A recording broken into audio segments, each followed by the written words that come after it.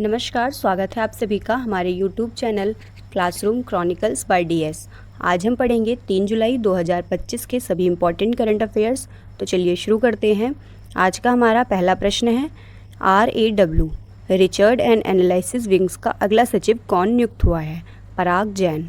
अगला प्रश्न है, कनाडा की फेयरफैक्स फाइनेंशियल में वरिष्ठ सलाहकार के रूप में कौन शामिल हुआ है? अमिताभ कांत।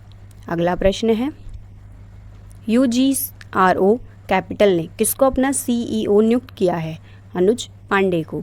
अगला प्रश्न है, दिव्यांशी भौमिक ने 29वीं एशियाई युवा चैंपियनशिप TTU अंडर 15 बालिका एकल में कौन सा पदक जीता है? गोल्ड।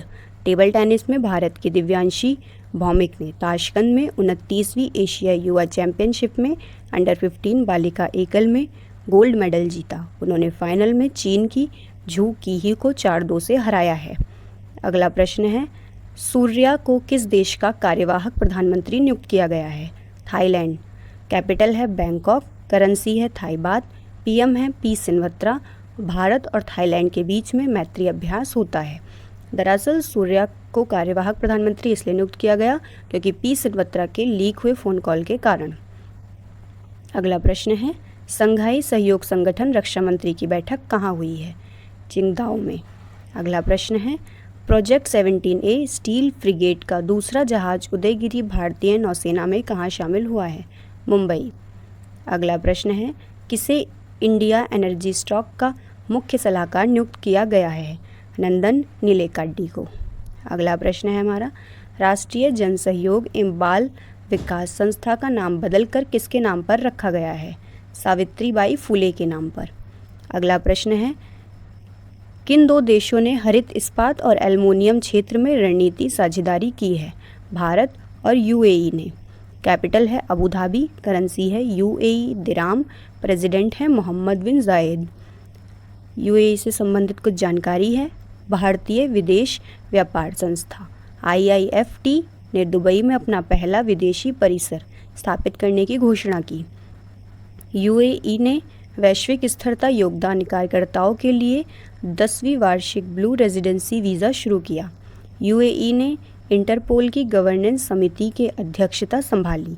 प्रथम रायसीना मध्य पूर्व सम्मेलन अबू धाबी में हुआ। UAE ने 2025 को समुदाय का वर्ष घोषित किया। दुबई ने दुनिया की सबसे बड़ी सोने की ऐट का अनावरण किया है। अगला प्रश्न है, कौन RBI ने एक कार्यकारी निर्देशक बने हैं? केशवानंद रामचंद्रन। दरअसल इनका 2026 तक के लिए कार्यकाल बढ़ाया गया है। पहले भी यही थे और अभी भी यही हैं।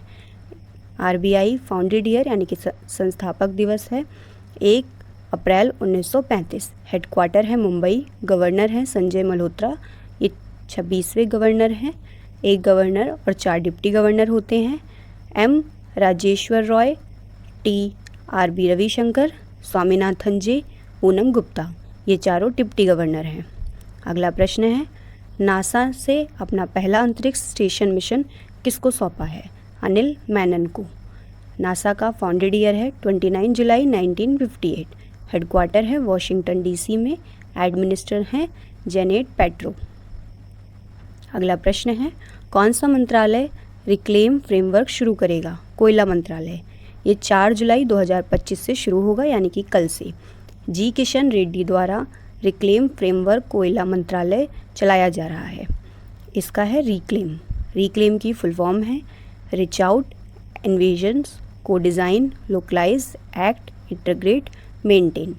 अगला प्रश्न है, भारत का विदेशी ऋण बढ़कर कितने अरब डॉलर हो गया है? 736। अगला प्रश्न है, जारी रिपोर्ट के अनुसार कौन सा राज्य जन्म पंजीकरण में लगातार पीछे रहा है? बिहार। बिहार की कैपिटल है पटना। CM है नीतीश कुमार। गवर्नर है आरिफ मोहम्मद खान। अगला प्रश्न है, इस बार की विश्व खेल पत्रकार दिवस की थीम क्या थी? अभी हाल ही में यानी कि कल 2 जुलाई 2025 को विश्व खेल पत्रकार दिवस मनाया गया। उसकी थीम है championing fair play, reporting with integrity and impact. अगला प्रश्न है, CBDT central board of direct taxes chairman कौन है? रवि अग्रवाल। अगला प्रश्न है, फिजियोलॉजिस्ट म्यूजिशियंस का कौन है जिनकी 75 वर्ष में निधन हुआ है? बीवी पारब्रम।